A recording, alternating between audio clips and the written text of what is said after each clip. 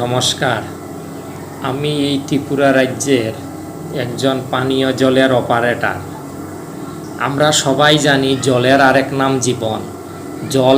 জল ছাড়া কেউ বাঁচতে পারে না। তাই আমাদের প্রতিদিন সকাল থেকে বিকাল সন্ধ্যা অবধি ডিউটি, মিনিমাম 10-11 ঘন্টা আমাদের ডিউটি। আমাদের কোনো ছুটি নাই, বন্ধ নাই। আমরা বছরে একদিন ছুটি পাই না, বন্ধ পাই না। এমনকি আমাদের মা বাবা যদি মারা যায়, আমাদের হাতে কুশো আসন, গলায় ধারা নিয়ে আমরা ডিউটি করতে হয়।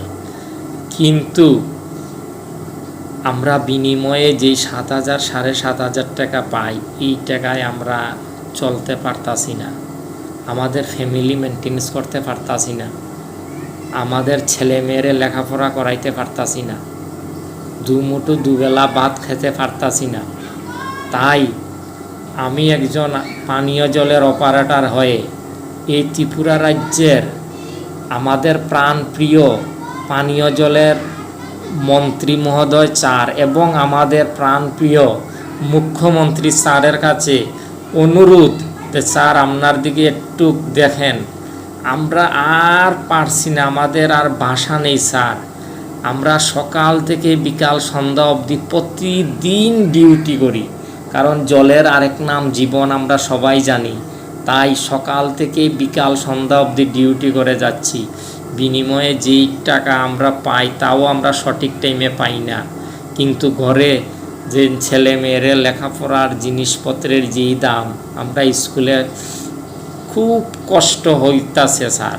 তাই আমি একজন অপারেটর হয়ে আমাদের প্রাণপ্রিয় ত্রিপুরা রাজ্যের মাননীয় মুখ্যমন্ত্রী স্যারের কাছে আমি একজন অপারেটর হয়ে বিনোদভাবে অনুরোধ করছি, স্যার আমরারে বাঁচান। আমরা প্রতিদিন পরিষেবা দিয়ে যাচ্ছি। জলের আরেক নাম জীবন। আমরা প্রতিটি মানুষকে জীবন দান করে যাচ্ছি। সকাল থেকে সন্ধ্যা অবধি ডিউটি করে যাচ্ছি। বিনিময়ে যে টাকা পাই স্যার, এই টাকা দিয়ে আমরা চলতে পারতাছি না। আমরা সময়ে আমরা চুল কাটতে পারতাছি না, শিপ করতে পারতাছি না। এমন অর্থনীতি দুর্বল, চাল জিনিসপত্রের যেই দাম।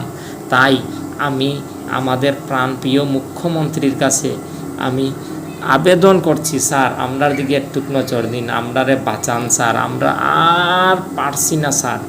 স্যার অনুরোধ স্যার, স্যার আপনারে অসংখ্য ধন্যবাদ স্যার।